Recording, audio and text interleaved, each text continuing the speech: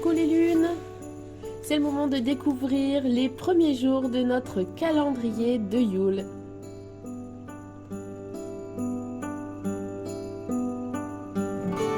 Alors je procède délicatement au déballage car vous allez voir, tout le calendrier va servir, même les emballages, ne jetez rien!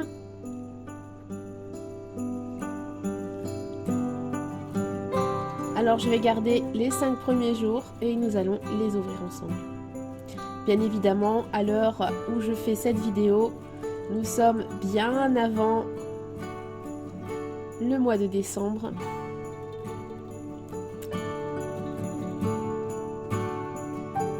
Et rien n'a encore été ouvert.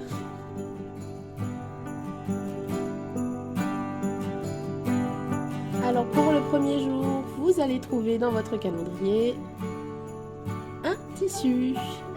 Donc un tissu imprimé au design de la collection. Pour le second jour, vous allez avoir un pochoir. Jour 3, des papiers imprimés en craft et un calque. Donc tout ceci vous servira pour faire les pages de votre junk. Jour 4, un mot en PLA qui nous servira de titre.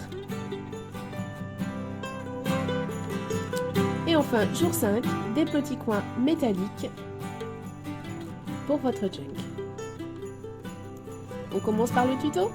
Alors c'est parti pour la couverture. Donc pour cela, vous aurez besoin de carton gris. Vous avez toutes les mesures à l'écran. Et je vais avoir également besoin du grand emballage en craft.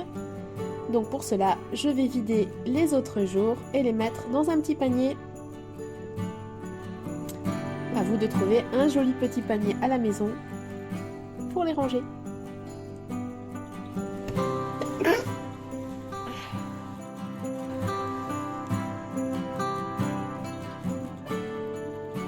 Donc je vais venir coller mes cartons gris sur mon craft.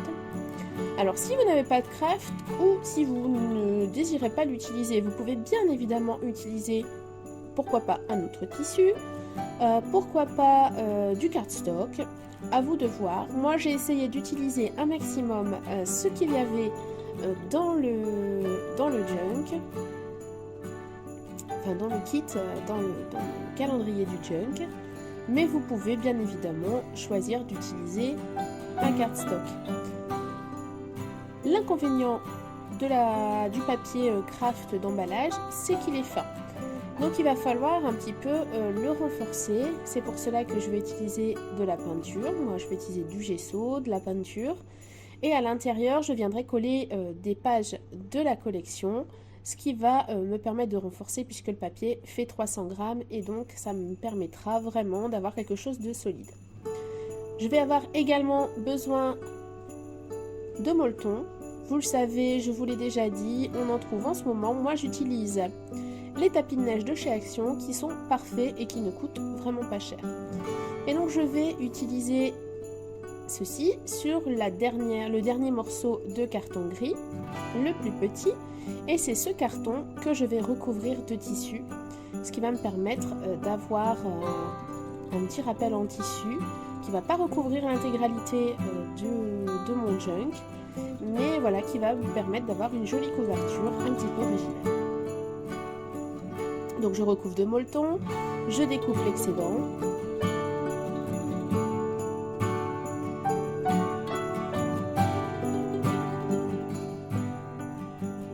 Je vais repasser à la couverture proprement dite. Je laisse tout simplement des temps de séchage. C'est pour ça que parfois je passe d'une étape à l'autre. Donc je viens couper là pour le moment grossièrement tout ce qui va dépasser.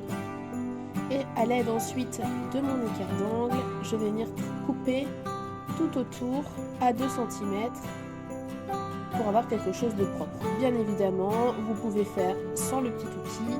Il s'agit simplement de découper proprement à 2 cm tout autour, ou 2 ou 3 cm. À vous de voir la marge qui vous est le plus confortable.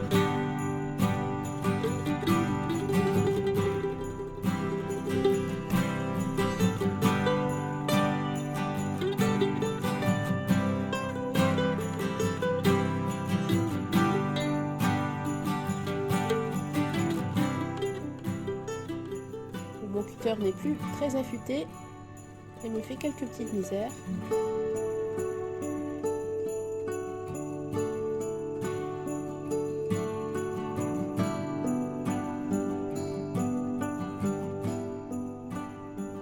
Alors avec ce type de couverture, vous allez voir qu'au niveau du collage, le craft fait des petites irrégularités. C'est pas forcément très net, mais vous allez voir que pour ce que je veux en faire, c'est très bien. Et puis ça accentue justement le côté junk journal qui est vraiment dans un esprit récup. Bon, je vous ai dit, mon cutter ne va plus très bien. Je suis donc obligée de passer par le ciseau. J'utilise l'écart d'angle pour avoir le bon écart afin qu'on ne voit pas mon carton gris quand j'aurai terminé ma couverture.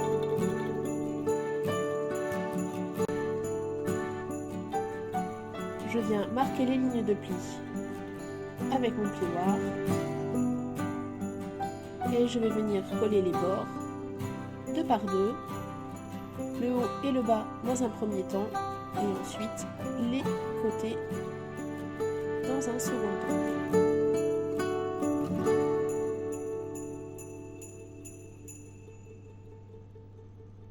Je marque bien les plis. Donc c'est surtout au niveau de la reliure que ça peut fragiliser un petit peu notre junk. Mais comme je vous l'ai dit, je ne m'inquiète pas, vous allez voir par la suite qu'avec le papier collé à l'intérieur, il n'y a vraiment plus de soucis. J'ai essayé au maximum d'utiliser les produits du calendrier. Il vous faudra quand même d'autres éléments comme le carton gris. Si vous n'avez pas de carton gris, vous pouvez utiliser de la cartonnette de type boîte de céréales, mais il faudra la doubler pour que ce soit suffisamment solide. Vous aurez également besoin d'un petit peu de cardstock. Moi j'ai utilisé du cardstock beige de chez Action. Vous savez, le petit bloc à 3 couleurs, blanc, noir et craft. Et il vous faudra également du papier d'imprimante que vous aurez au préalable teint et fait sécher, soit avec du café, soit avec des peaux d'avocat. Moi j'ai choisi l'avocat pour avoir cette petite teinte rose que j'aime beaucoup dans l'ambiance de la collection. Ceci dit, je n'avais pas assez d'écorce d'avocat et j'ai trouvé que ma teinture était vraiment très light. Donc j'ai utilisé d'autres papiers que j'avais déjà, qui avaient été teints au café ceci. Alors on va ensuite recouvrir la petite cartonnette avec le tissu. Alors si vous vous sentez mal à l'aise pour travailler le tissu, n'hésitez pas à réduire un tout petit peu la taille de votre cartonnette grise pour avoir un peu plus de marge. Vous voyez, moi j'ai à peine 1 centimètre, mais voilà, j'ai l'habitude, je sais que le tissu tient vraiment très bien avec la colle. Comme il est vraiment, j'ai vraiment une toute petite marge, cette fois-ci je vais vraiment m'aider des pinces. Ce sera quand même beaucoup plus facile, beaucoup plus confortable.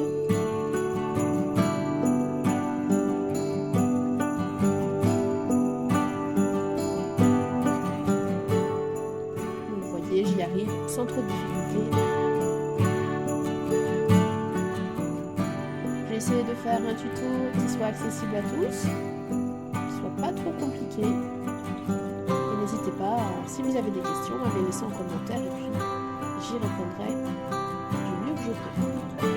Alors là, je vais venir couper les petits carrés qu'il y a en trop avec le tissu pour m'éviter d'avoir de trop grosses surépaisseurs. Donc, utilisez un ciseau qui coupe bien. Ce n'est plus le cas du mien.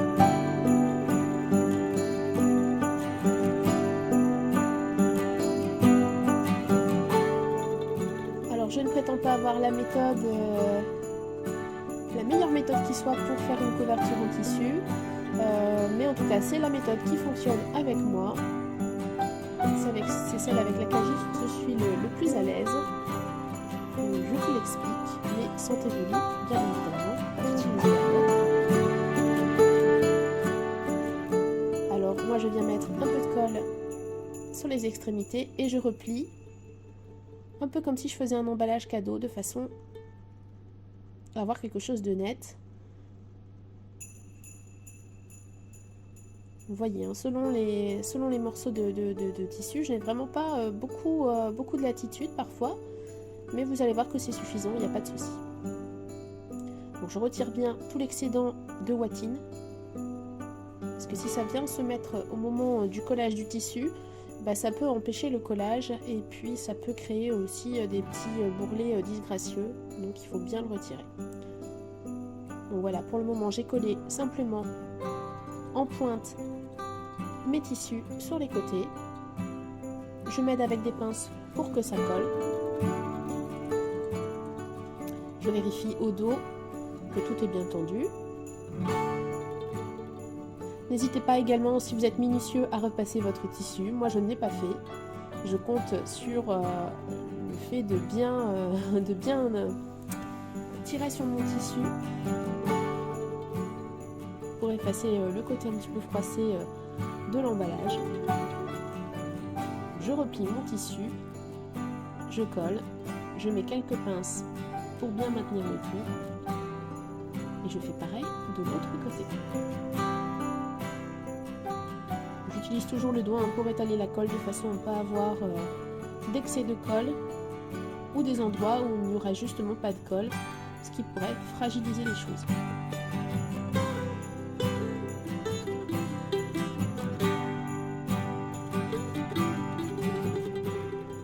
Donc voilà pour la petite pièce en tissu qui va venir se mettre sur la couverture.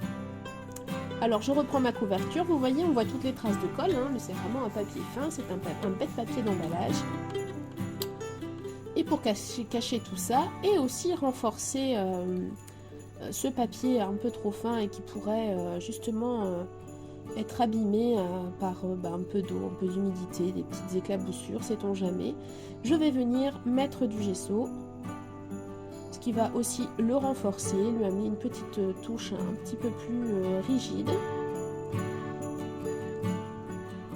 Alors moi, par souci de rapidité, j'ai choisi de ne peindre que les extrémités, j'ai pas fait le centre, puisque le centre va être recouvert d'un côté avec du papier, de l'autre côté avec la petite pièce en tissu.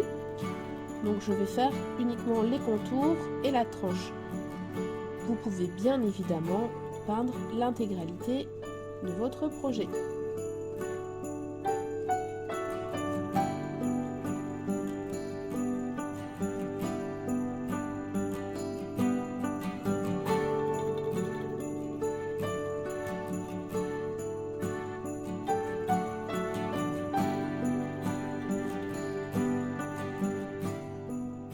Donc vous verrez qu'après séchage, votre couverture est déjà un peu plus rigide et un peu plus solide grâce au gesso. Je vais faire bien sûr l'intérieur, puisque le contour va être apparent dans mon junk, donc j'ai envie d'avoir quelque chose de joli. Donc je viens faire aussi l'intérieur au gesso. J'utilise le gesso très art, il est très épais, il sèche rapidement. Donc c'est parfait pour pouvoir continuer le projet sans devoir trop attendre.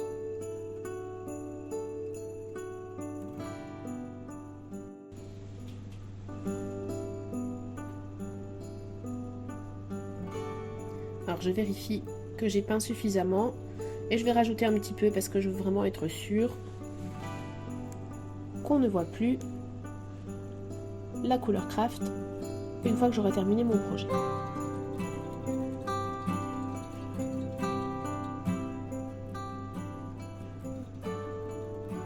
Une fois que j'ai peint en craft et que c'est sec, je vais recouvrir avec une peinture. Ici, moi, j'ai choisi de la peinture rose. Je suis désolée, il y a eu un petit souci vidéo. Ceci dit, j'ai juste peint, hein, donc rien de bien compliqué. J'ai choisi la teinte rose de chez Martha Stewart, le rose taffetas. Sentez-vous libre d'utiliser les peintures de votre choix. Donc ici, c'est une peinture légèrement métallique. On pourrait très bien utiliser une simple peinture acrylique.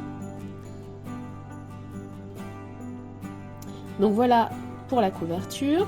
Bien évidemment, je viendrai coller mon petit carton recouvert de tissu par la suite. Et vous pourrez utiliser les coins, soit sur le carton recouvert de craft, soit sur la pièce en tissu, ce sera à vous de choisir. Eh bien, je vous donne rendez-vous pour la seconde partie du tuto dans quelques jours et j'espère